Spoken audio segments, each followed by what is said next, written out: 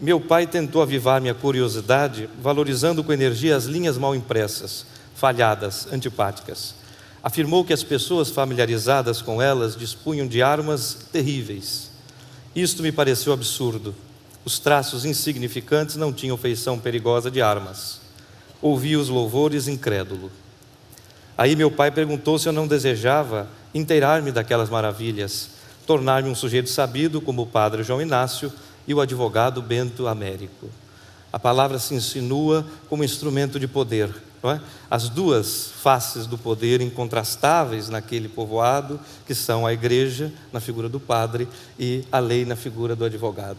O pai quer trazê-lo para perto da palavra escrita, o que significaria a princípio trazê-lo para perto do poder, não é?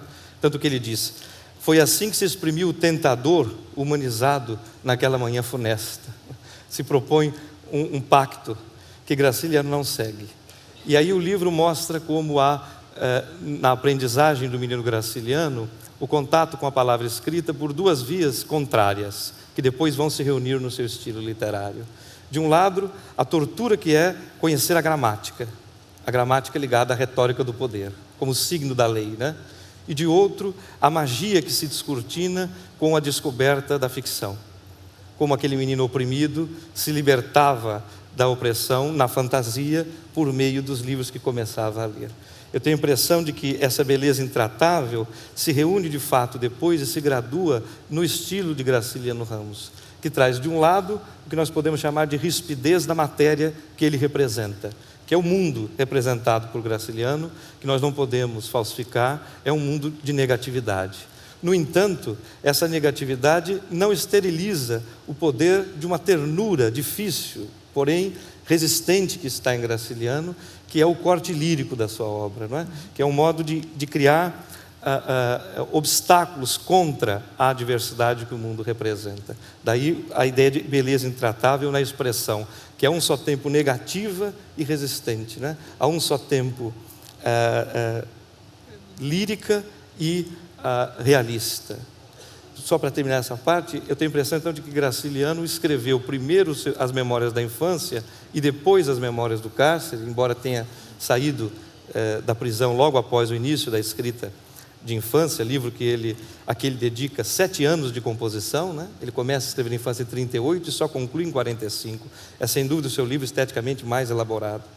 Então eu acho que ele escreve primeiro as memórias da infância, porque ele recupera um sentimento de encarcerado que estava nele desde os primeiros anos, não é?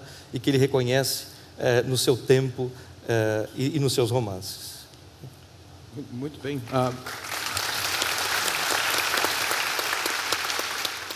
Eu acho que nós estamos falando de infância, tem uma frase de infância que eu acho muito interessante para tentar entender isso que o Lorival disse, né? Assim, um exemplo a mais. Tem uma frase que o Graciliano fica sempre impressionado, que estão lá nos compêndios escolares. Fala pouco e bem, ter-te-ão por alguém. Aí esse ter-te-ão, ele não entende, ele pensa que ter-te-ão é um monstro, entendeu? Que essa mesóclise aí é de lascar, né?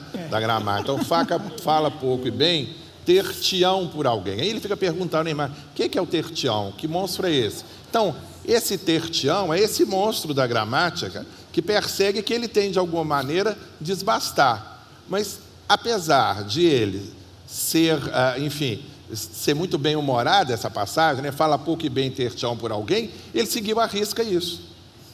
Ele seguiu à risca esse preceito. Entendem como é contraditório? Quer dizer, fala pouco e bem, ter-te-ão por alguém. Ele fala pouco e bem. Mas, no outro sentido, ele fala pouco e bem.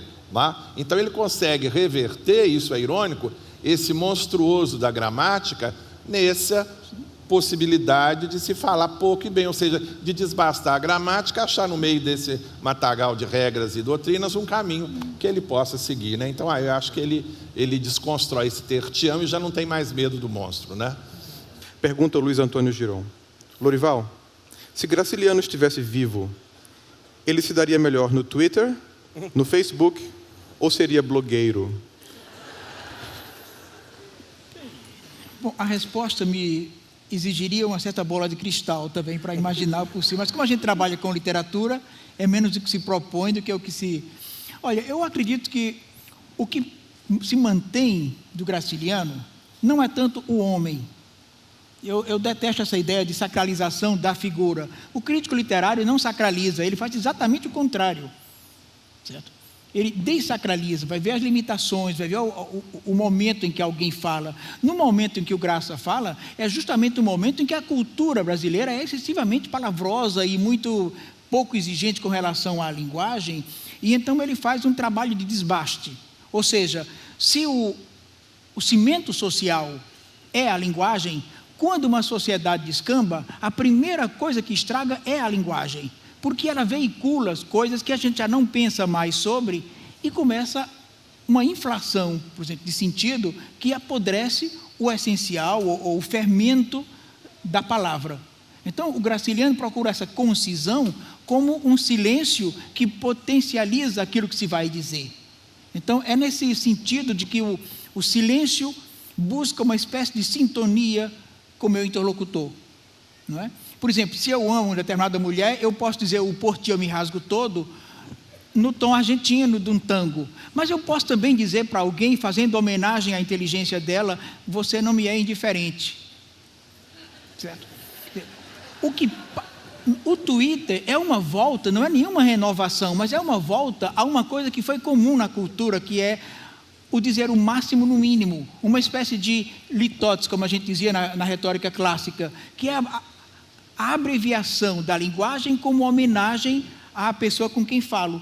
Nós precisamos disso hoje, certo? Precisamos, a minha dose de Graciliano, quando eu estou brincando com isso, com os meus, é para dizer, nós precisamos de um outro cuidado, um outro rigor com a linguagem, porque ela é fundamental ou ela é absolutamente nociva quando ela se perverte numa espécie de inflação, de você chegar num guichê de banco e alguém dizer, oi amor, e aí? Como oi amor? Como? Certo? Quer dizer, é essa inflação que perde o sentido das palavras. É desastrosa. Então,